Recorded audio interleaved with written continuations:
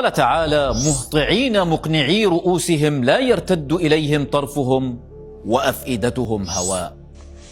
ما معنى كلمة مقنعي رؤوسهم؟ يظن البعض أن مقنعي تعني طأطأة الرأس أو أنهم مغطي رؤوسهم، وهذا فهم خاطئ للمعنى.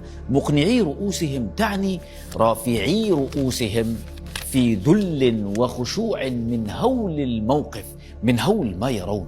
والمعتاد أن الإنسان عندما يرى شيئا يفزعه أو يخاف منه لا ينظر إليه فيطأطئ رأسه حتى لا يرى ذلك المشهد، ولكن المعنى هنا جاء بخلاف المعتاد، أنهم عندما ينادون من قبورهم يأتون مهطعين أي مسرعين يسعون سعيا، ومقنعي رؤوسهم أي ينظرون للأعلى، ومن شدة هول الموقف لا يرمش لعيونهم طرف، لا يرتد إليهم طرفهم.